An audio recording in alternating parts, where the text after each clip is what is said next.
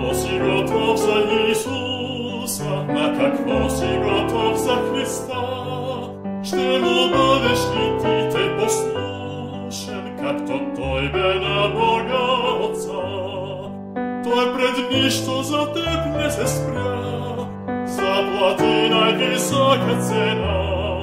С това, че кръвта си проля и на кръста за тебе умря.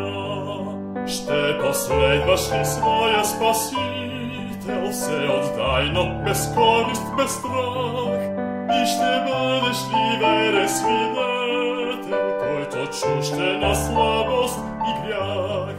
Той пред нищо за теб не се спря, заплати най-висока цена. С това, че кръвта си проля и на кръста за тебе